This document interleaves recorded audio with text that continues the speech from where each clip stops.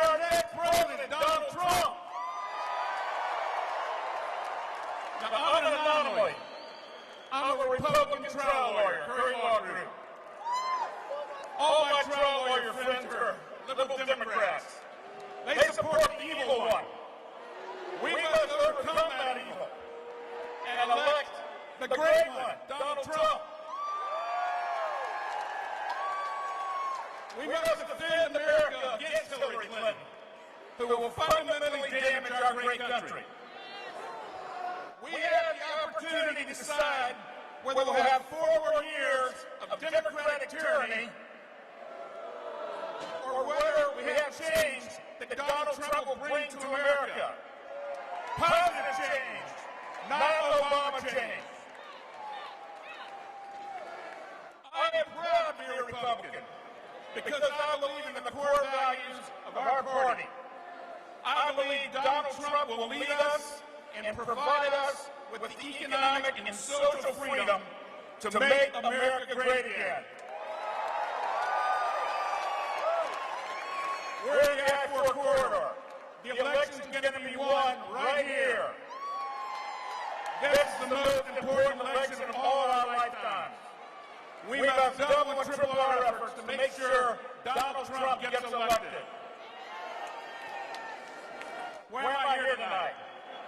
I'm incredibly honored to be here to introduce a man who exemplifies truth, honor, integrity, and godliness. Let me ask you, is there a person in your life that you look up to, that you know to be of the highest moral and ethical standards? Is there a person in your life that puts God and what's right above all else? We're honored tonight to have a man that I've known for almost 40 years to be such a man. He has taught and inspired hundreds of young men to be the best they could be. He's not only the most winning football coach in college history, he's a man who's trained young athletes to be giving, caring citizens. Men like Derek Brooks and Warwick Dunn, who gave much to our community. A great Christian, and the man who made Florida State football great is here tonight. And he's going to help Donald Trump make America great again. Welcome the best coach in football in America and one of the finest men I know, Coach Bowden.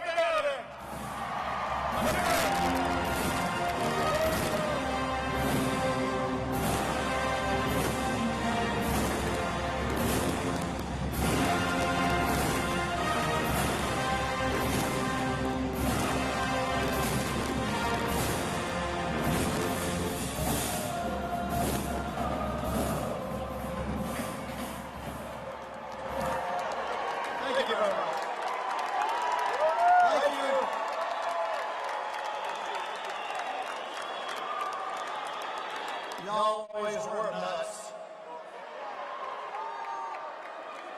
It's good to see all of you.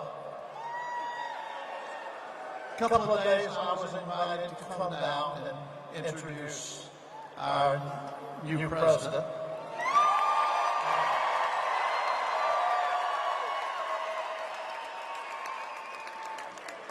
I've never known an election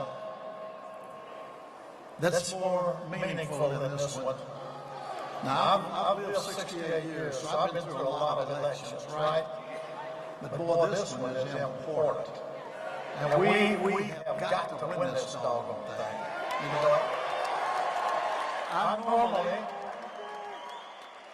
normally wouldn't be here except for that. You know, I thank y'all for coming out.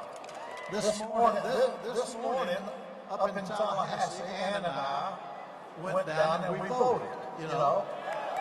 Now, Ann being a female, voted for Trump. Now, I've got 2 old daughters who will vote for Trump. I've got 10 granddaughters, but only 3 of them old enough to vote. They'll vote for Trump.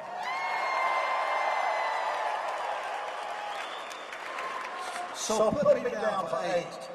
Okay? Put me down for 8. I love his slogan. When he first said that he was going to run for president, I loved what he said about making America great again. You know, I was raised in the 30s. I was born in 29. You know what? Up through the 30s, up through the Depression, up through World War II and the other wars that followed. You know what? And we had great military back then. I don't think our military right now is what it needs to be, and I like it because Donald Trump said he wants to rebuild our military. Now, folks, we have been a great nation because of our teachers, because of our doctors, because of all of our people, citizens of this nation. But it couldn't happen without a strong military. They're the ones who defend us, you know what?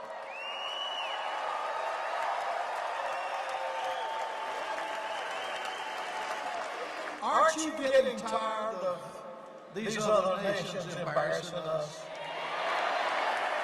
Russia flying over our ships, you know, and then taking our sailors prisoner over in Iran. You know what?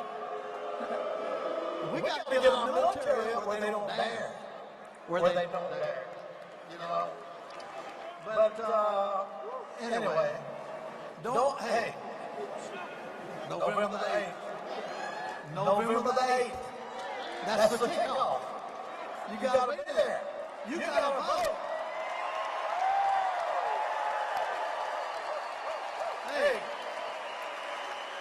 Hey, all them signs y'all got, they don't mean nothing if you don't vote. Right? Be sure we vote. You know, a lot of times when I was coaching at Florida State, and I say a lot of times, I'll say a few times, we had the football and we were driving it. That's a few times.